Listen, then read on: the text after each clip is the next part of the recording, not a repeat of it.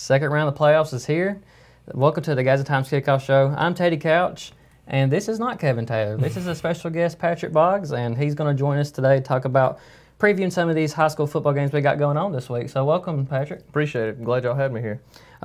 Just go over some of the list of the games while people are joining in. We got 3 county teams still alive fighting to advance to the quarterfinals. We got Hoax Bluff will be traveling to North Jackson in a huge matchup. Etowah will be traveling to Center Point, and Southside will be making their way to Jasper. All 3 county teams will have to hit the road, so that's kind of interesting aspect of for all 3 of those teams this week. You know, got to think too, field conditions are going to play a factor of all this rain we've had last week over the last few weeks combined. So it's going to be interesting. It's going to be wet for sure. And then and around the area, we also have Collinsville traveling to Aliceville, Red Bay traveling to Ohatchee, Fife traveling to Colbert County, Waterloo will be traveling to Spring Garden, Randolph County will be traveling to Geraldine, and Piedmont at J.B. Pennington. We got a lot of teams hitting the road and some long road trips ahead. Yeah, definitely, like you said, Collinsville going to Aliceville, that's a 3-hour drive. You know, I mean, that's a long way to be traveling to play, especially when you got a better record. Yeah. You know, I know that's how they do it, but to me, that's just crazy. So you're not a fan either, huh? No, I mean, I really don't agree with it, but it is what it is. You got Etowah going to Center Point, #1 team in the state, 11-0. Only undefeated team in 5A having to hit the road to a 6-5 football Exactly. team. I mean, but that's the way they do it. And I mean, really, it's if you look at the dynamics of it, it's fair to keep teams from traveling so much. You know, kind of keeping it even. But still, it's just crazy to me. I don't understand it. Paisley chimes in and she says, "How do I become a special guest?" Talking to you, Patrick. Oh goodness, Paisley. He just had the fortune. It just fell in my lap. So I just it's what happens when you know people, I guess. Collinsville, Aliceville. Who do you got in that one? You know, Aliceville's a really good football team. Right now they're averaging over 30 points a game and only giving up like 11, I think. And putting in a 3-hour drive, like I said, that's crazy. But I can't go against Collinsville. Averaging nearly 40 points a game. They're 6-1 in second-round playoff games right now. So I mean that's huge. So I've got to go with Collinsville on that game. That's a tough one. That's one I kind of went back and forth on, and just kind of curious to see how that one goes. That's like you said, that's a long trip. You don't want to drive back home those 3 hours or so. Definitely not on the bus. Definitely don't want to be on the team if you lose that game. But I'm going to go with the home team. I think Aliceville comes out on top on that one. Red Bay, Ohatchee. Personally, for me, I'm going with Ohatchee because I'm going to go ahead and give a spoiler alert because I'm picking 5-2. I think they're on a collision course for that quarterfinals. But what about you? I'm definitely going Ohatchee and Fife, actually. Yeah. Even though Fife's got to travel. Yeah. That offense they run, man. It's just they literally have like 8 or 9 plays, and that's it. Yeah, that's something. But they run them to perfection, and it's something J.J. Hicks and I were talking about earlier today. You know what Fife's going to do, and you can't stop it. And you still can't stop it. They literally tell you what they're going to do, and you just can't stop it. I mean, that's impressive to be able to do that for sure. Waterloo at Spring Garden. Now to me that was a little bit tougher game. I think we discussed it just a little bit earlier. This is actually. Both of these teams are both looking for their first second-round playoff win. Waterloo, this is their first appearance in the second round of the playoffs, and Spring Garden are 0-6 in the second round of the playoffs. Yeah. So I mean, it's a very even matched-up game. Both are averaging right at 35 points a game. But I think I just got to go with Spring Garden. With Waterloo having to travel 3.5 hours, I've got to go with Spring Garden on that one. Same here. I went Spring Garden. That travel, I mean 3.5 hours. That's a long ride. Sit on a school bus for that long. Yeah, I'm going Spring Garden. Trying to get amped up for a game. You know, I mean, you got to think about that. I mean, that's crazy. Man, it throws you off your routine. You're not used to traveling that long, and that throws off a lot of things that you usually pre-game meals and all. I mean, it throws off everything. I mean, that's Randolph County at Geraldine. That's another tough one. They do have a common opponent. I looked at that and found that out. Randolph County got beat by Piedmont 27-22. Geraldine got beat by Piedmont 26-6.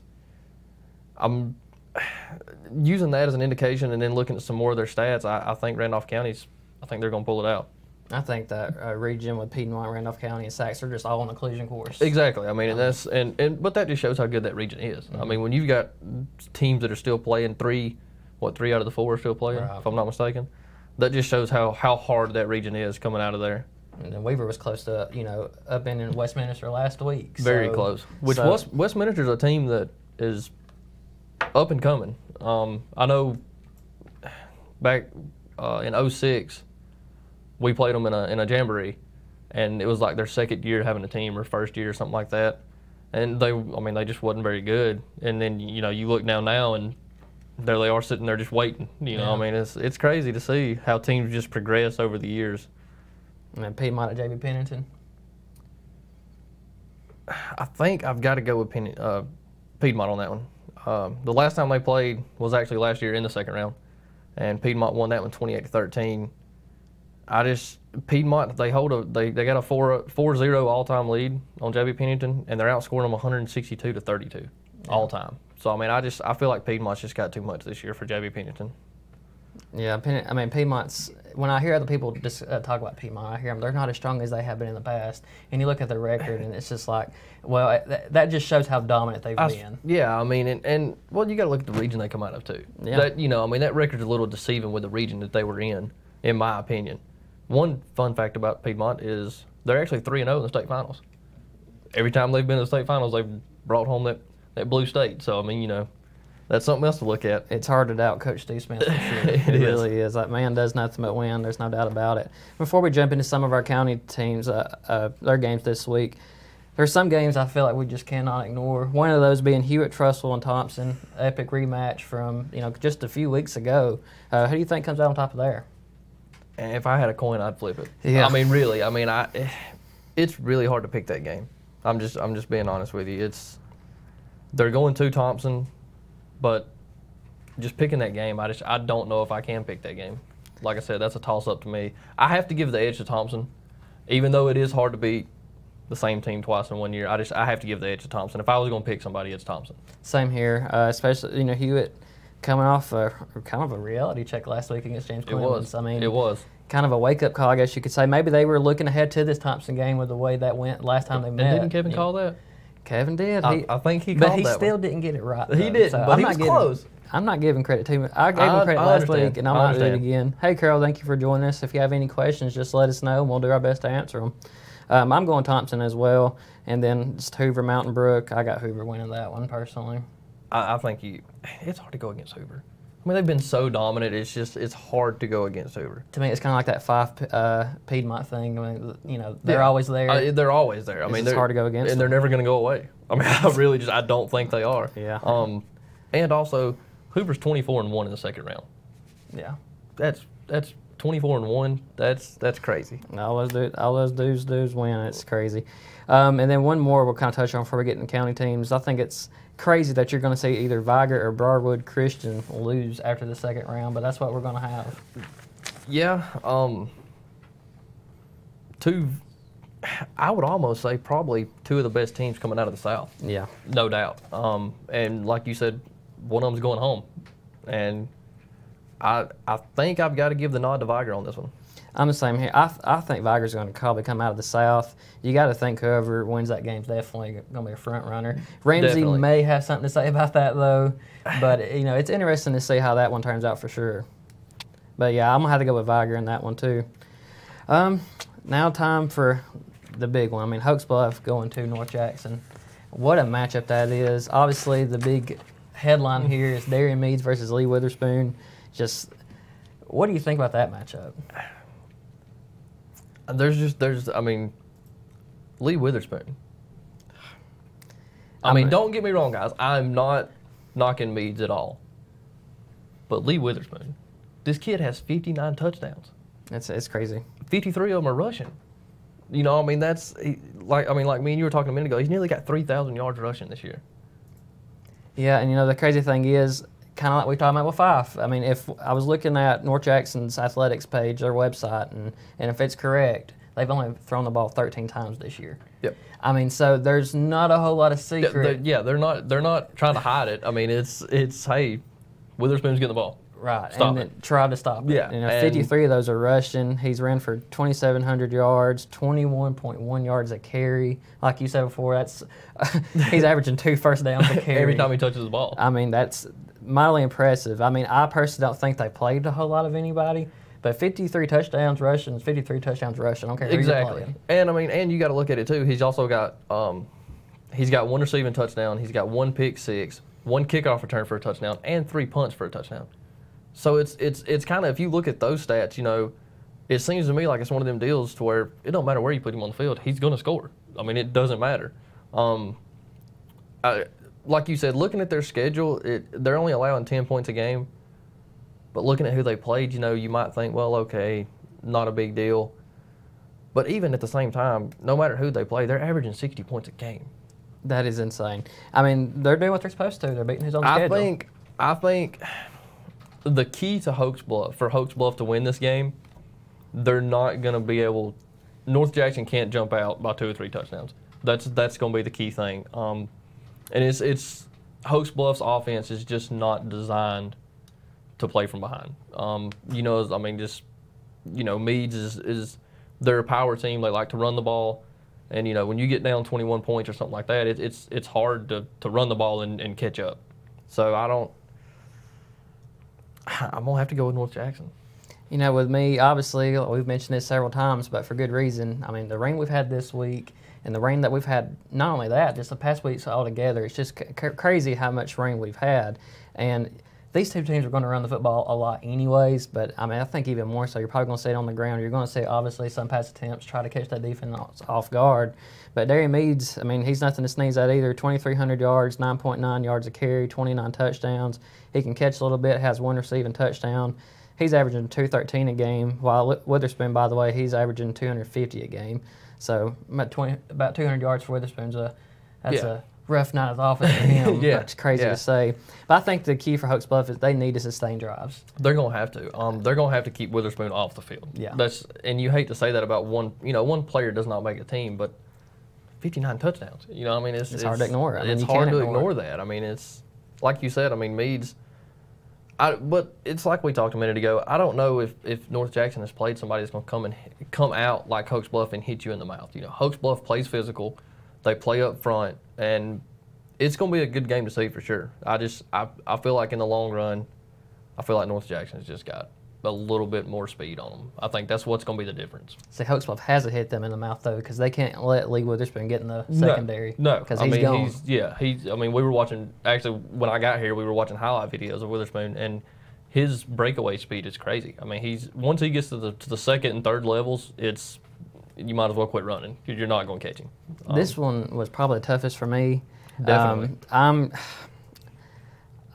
going to go with Hoax Bluff. I'm just going to bank on the fact that North Jackson has not seen a defense like this. Would I be shocked if North Jackson came out and won this one? No, I don't think they're scoring 60 this game. No. There's no way. I mean, I can't see Hoax Bluff doing that. No. I think Hoax Bluff needs to keep this one. I mean, I don't know. I think J.J. Hicks in his column, I think he said he picked Hoax Bluff to win 35-31. I don't know if a game like that kind of benefits Hoax Bluff per se. I don't know if they don't want to get a score for score, but Hoax Bluff has shown, though, they can score quick. Yes. So they can do that, and they can also ground and pound it. So I'm going to go with Hoax Bluff. They know how to win ball games. They've done this. North Jackson was 2-8 last year. I'm going to go with Hoax Bluff Eagles. I think Coach Rob and his team moves on to the quarterfinals. Next up, number 1 Etowah will be traveling to Center Point. 6-5, but do not let that record deceive you. 4 of those teams Center Point lost to are still alive in the playoffs in the second round. That is very impressive. They definitely come out of one of the strongest regions, in my opinion. And you look at some of the stuff, you know, they have one common opponent, which was Moody. Mm-hmm. Etowah won 19-0. Center Point beat them 44-0. When you look at that, you know, you think, wow, that's kind of crazy. But Center Point also played Moody a lot later in the year. You don't know if there was injuries. You don't really know how, you know, what happened. The last time they played was 2011 in the second round, and Center Point won that game 26-20. But it's hard for me to go against that defense. You got that right. I mean, like we talked earlier, I mean, they're giving up 64 points all year. Yeah, I mean, you got to look at Center Point. The one loss they had, the team that didn't make the playoffs, was to Oak Mountain. I want to say a 7A school, but they ended the season 2-8, which that's out of that Hoover region. Yes. But still, Center Point at that point in the year knew that they were in the playoffs. Yes. So, I mean, maybe they weren't up for that game. They were already just planning ahead for Etowah. Or, I mean, you know, where you even playing your starters. You know, Right. I mean, there's a lot of factors that go into that game. And so I think that plays a big factor. But you say not being able to pick against that Edwall defense. I'm just going to roll off some stats here because they're just unbelievable. They're only giving up 60.1 rushing yards a game, 68.6 passing yards a game for a total of 84.7 yards a game. Last week against Guntersville, they had negative 47 yards rushing, 32 passing for a total of negative 15. And I want to say Guntersville had about negative 88 yards rushing, I was told, when the starters were still in the game. So a lot of those came back once, Edwall started subbing in. They're, like you said, they're only allowing 5.8 points a game, forced 24 turnovers, 11 defensive touchdowns, 2 safeties, 57 sacks, and 176 tackles for loss. I mean, my goodness gracious. I mean, and you look at the flip side, you look at center point. This is where I think it made the decision for me. Center point is averaging 22 points a game. Not a bad average, but they're giving up 17 points a game. Right. I don't think, if Edwall gets up by 2 or 3 touchdowns, I don't think center point's offense is going to move the ball that much on Edwall's defense. I mean, I actually spoke to Coach Wadley, the defensive coordinator at Edwall, before I come down here, and me and him talked about it, and they're definitely center point is probably going to be the most athletic team that Edwall has played all year. But even with that being said, I just can't see them running up and down the field and stuff like that against Edwall's defense. It's just that front seven. The whole defense as a whole, it's crazy, but that front seven is just, it's absurd, and especially in 5A football, to have those kind of stats. That's crazy to me.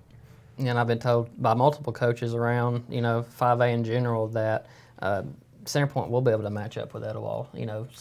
Skill position, athlete for athlete. I believe they will.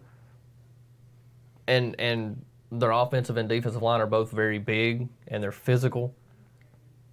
But I just don't care how big your offensive line is or how physical they are. I feel like that, numbers don't lie. Those defensive linemen at Edwall, they're, Jameson, when we were talking, one of the things that he said he's blessed to have players they play old school football. It's a team. Because I even asked him, I said, well, Coach Wiley, I said, can you tell me maybe a couple of key players? And he told me, he said I really can't. He said I can't because he said that defense doesn't. That's not how they play football. He said each of my players know that without one of them, this doesn't work. It's a take and give deal. You look at the last game they played against Guntersville. Justin Harris goes up for an interception, and DeRicky just happens to be there. And neither one of them are mad about it. They want what's best for that team, and that's a great mentality to have especially playing defense. Mm-hmm. There's none of them are stars, so to say. They are in their own right, in my opinion, but it's to them it's all about the team. One fact that I did find that I thought was kind of interesting though, that kind of shows the differences in the regions, is Edwall's opponent record which is the combined record for all the opponents they played, is 43-71. Center Point's is 63-53. Mm-hmm. That's that just kind of shows a difference in the regions that they were actually in. But also, when Etowah, this is for all time. This is all time at Etowah High School. When Etowah allows 10 points or less on the football field, they're 63-1. Yeah, and especially with this defense. Good luck beating them if you're not scoring more than 10 points. Exactly. Like I said, I just got to give the edge to Etowah. Yeah, if you look at all 4 of Etowah's defensive linemen, they all have at least 20 tackles for loss. Yes. At least 7 sacks. They're constantly getting in the backfield. Oh, yeah, by the way, their 2 All-State linebackers both have over 100 tackles, in Jaron Wright and Carter Dingler. Just the numbers are unreal, and it's hard to go against them there. The thing about the center point, you say that they're 6-5. 4 of their 5 losses against teams that are still alive, but the fact remains that they didn't beat 4 playoff teams still, though. Exactly. So they haven't been able to win those big games. I think inconsistency has been a problem for those guys, and I'm with you. I'm going with Etowah. I think it's close where everybody thinks. So it's going to be a ground and pound game. Especially with the weather, as we keep mentioning, but that's just what's going to happen in this football game. But I'm going Etowah as well. Now, the most interesting one to me, the Southside Panthers traveling to Jasper. This is one where Southside's kind of back in a familiar role, that underdog role. That's what they've kind of been. They're on this 6-game winning streak, and I think it's a role where they kind of thrive under. They like being I think they like it. I mean, I really do. I think they enjoy being the underdog. That was another tough game, really. And we keep talking about, well, y'all, this is my first time. Y'all have been talking about how Southside, the hottest team and, all this, and I agree. But when you look at Jasper, I mean, they lost their first game to Coleman 28-27, and they ain't looked back. Right. They have not taken their foot off the gas pedal since that. So, I mean, that's definitely a tough matchup for me to pick. Julie, thank you for joining us. And Jeremy said, go Southside Panthers. I think we know who Jeremy's going with. Yeah, definitely. He's definitely picking the Panthers. So, Jeremy, if you're still with us, let us know score prediction. We'll see what you think about this Southside Jasper game. This is definitely going to be a tough one for Southside. 10-1, like you said, 10 straight. Their quarterback, Michael Career, he is a dual threat guy. Coach Ron Doherty told me earlier today, actually, that this is going to be the best dual threat quarterback they faced all season. Just last week, according to the Daily Mountain Eagle, in their win over Sylacauga, he had 181 yards passing, 142 rushing with 3 touchdowns. So, I mean, he's getting it done both ways. And Coach Doherty said that, he prefers to throw it more than he does run it. But whenever he runs it, he makes things happen. So he's dangerous there, for sure. And they have 2 big running backs. Coach Doherty said it's bigger than all their guys on their defense besides Chance Moon. You're not going to have many people bigger than Chance Moon. But it's going to be a tough one for them. But Southside's won some tough games here of late. They're not out of this football game. I agree with you. And looking at the opponent record like we talked about a minute ago, Southside coming out of that region with Etowah, their opponent record was 63-53. And you look at Jasper's, theirs is 57-59. So, I mean, that's kind of right there together. Jasper did beat Russellville 42-13, and that's impressive. I mean, I know Russellville got beat last week, but that's still impressive to me. So I don't know. Like I said, it's definitely it's almost a toss-up to me. The only thing that I think hurts Southside is that travel. I mean, that's a long way. So I don't know. I mean, Southside all time is 0-2 in the second round, or 0-1. I'm sorry, 0-1 in the second round. This is the first time they're 0-1 on the road in the second round, and this is the first time that these two teams have played each other. So it's kind of, a lot of these games that are actually still on the bracket that you talk about. These teams that are on the bracket still, they've played before. They've got stuff they can go back and look at. And when you're playing a team that you've never even seen before, and it's an hour and 45-minute drive, that kind of, that kind of plays into it a little bit, in my opinion. Jordan says, don't forget Oxford and Decatur. We'll cover that for sure if you want us to. And Kayla says, North Jackson to the finals, and Etowah will play Madison Academy next round. That one's interesting for sure to see if that one ends up turning out that way. But in terms of Southside Jasper, I'm going to have to give it to Jasper. I think they're going to come out and win. If anything, Southside can use my pick against them as motivation. It's going to be, I think it's going to be a tough one for them to win. I think they're going to keep it close, though. I mean, I hope Jasper's not trying to overlook Southside, because this team's hot and they're hungry, and they're not scared of anything right now. I firmly do believe that those kids are not scared of anything, and they're going to give it all they got, no doubt. I agree with you. I think I've got to go with Jasper. I mean, I do. I mean, I think some of the stats that they've got right now, it's hard to go against them. Especially, like I said, that travel just, it bothers me, and going back to talking to Coach Wadley, it's more or less, it's not so much the travel for the team, it's the fans. That's kind of what, a lot of people don't realize is when those kids run out on the field and they look up in the bleachers and there's 60 people up there, that kind of discourages you a little bit, I mean, and I'm not saying that Southside doesn't have a great fan base, because they do, but you're, like I said, you're talking about nearly a 2-hour drive. Are people going to make that drive? I mean, I hope they do. It's going to be cold. It's going to be wet. I mean, it's, to me, that's going to be a key for those 3 teams that we just talked about, Hoax Bluff, Etowah, and Southside, is if you're a fan of any of those teams, go to that game, please. I mean, I'm asking you, because those kids really need you at that game if you're a fan. That's just my honest opinion. And from talking to Coach Wadley, he said that does make a difference. He said his kids have even told him, when they're out there on the field and they make a big play, and you hear the crowd scream and stuff like that. He said that does make a difference.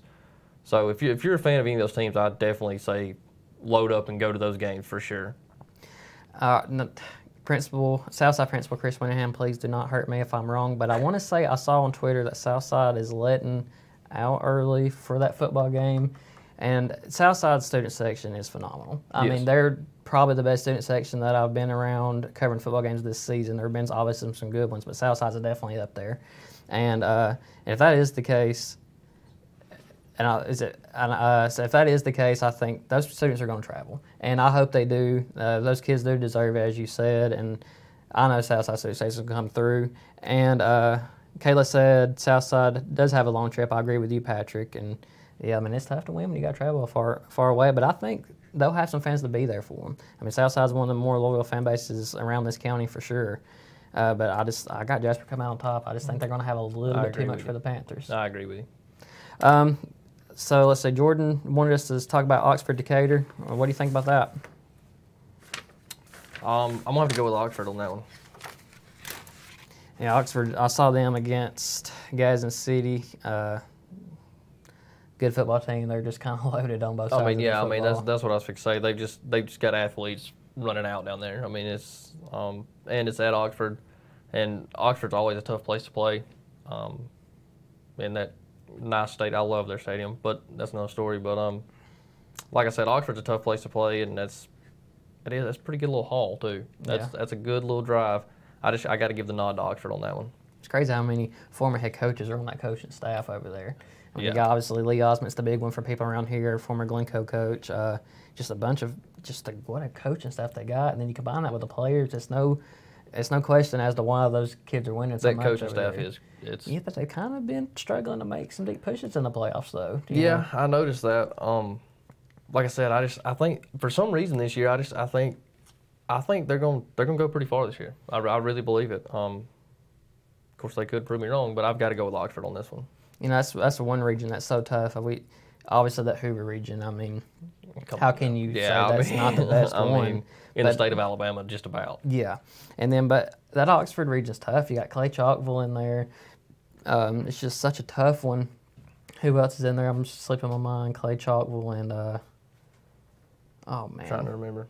I can't remember off the top of my head who it is, but they lost both of those games, and just such a tough region. Obviously, you got to mention Piedmont's region. That's a tough one as well, but just a lot of good football there. And I guess the point I'm making, though, is Oxford's battle-tested. Exactly. I mean, you know, then they play Gadsden City. Obviously, they're down a little bit this year, but still a 7A football team. You're playing up, and they're constantly playing teams that, you know, are solid teams. Did they play Gadsden City at the beginning of the year, or was it towards the end? It was towards the beginning of the year. It was Gadsden City's second game of the season. Okay. Pinson Valley. How in the world did I forget Pinson Valley, the defending champions? But they're also in that region with Oxford and them. So, I mean, come on. You're battle-tested for sure. It's a pretty tough at this point in the year.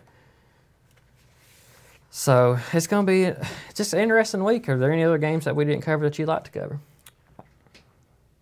I think we got most of them that Jordan just made a fantastic point. Etowah versus Southside rematch in the playoffs would be huge.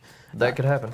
And just think about it. Not only would it be huge, the winner will be heading to Auburn for the state championship game, because that would be a semifinals matchup if Southside and Etowah played. It would. I'm trying to look. Let's see. Etowah will travel this round. They will be at home that round. Southside would be at home the next round. I don't know where that game would be at. Well, if you look at all those playoff scenarios, my head will explode if we keep on trying to do that. Yeah. Most definitely. But that game would, just the amount of people at that game would be insane. It would be crazy. You guarantee in Etowah County, a school inside Etowah County would be traveling to Auburn for the state championship game. That would be for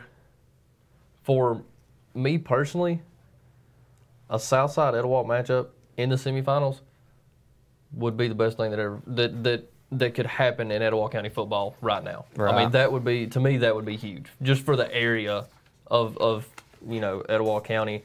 That would just be awesome.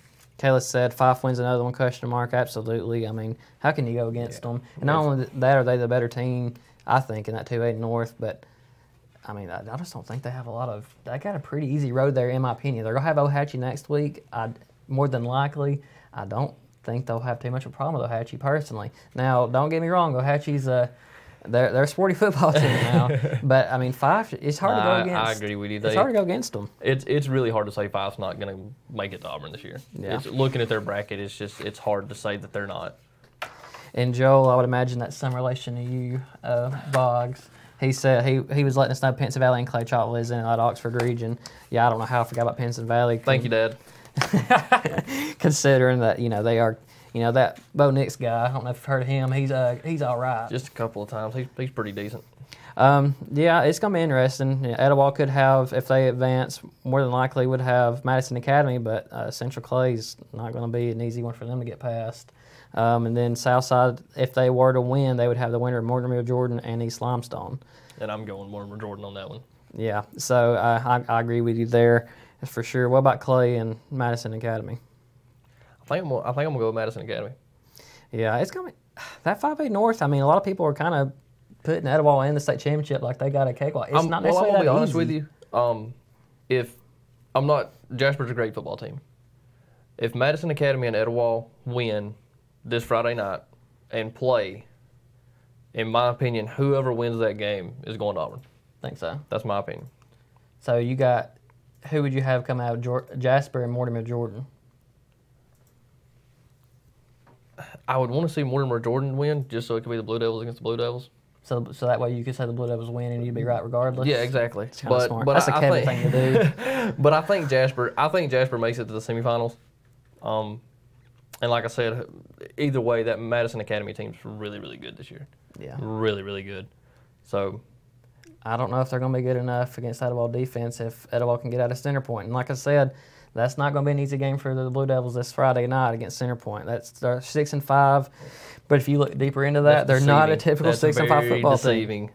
So, but looks like we'll just go ahead and wrap it up. We've been going a little long anyways. Appreciate you joining us this week for the Gadsden Times Kickoff Show. I appreciate you, Patrick, for coming on. A lot of fun, man. Thank you so much. Yeah. You can catch us this week on the GadsdenTimes.com. We'll have previews for all the games. Actually, I did a story today. I went to Etowah's practice yesterday, did a little story on their defense, kind of talking about what you mentioned earlier about how there's so many key pieces to that defense. It's not just your Jamin Grahams and your Justin Harrises, the big recruits. There's a lot of other guys. I kind of talk about that. And Ollie Finch, who's a 10th grader. Ollie Finch. That's scary. I mean, Dereki Wright, like 7 interceptions, 3 for a touchdown. Just crazy numbers for a lot of those kids. So talked to some of them, and so it was a lot of fun and doing that one. And we'll have previews as well. So thank you for joining us. And catch the replay of this on YouTube and also Friday night. I don't know exactly how we're going to do it, but we are going to come with a show. I'll be on the road at Jasper, and then J.J. Hicks will be at North Jackson, and we'll have someone also at Center Point for Etowah. So we will have a show, and so make sure you join us Friday night for the Gadsden Times football review. And thank you for joining us this week. Have a good one.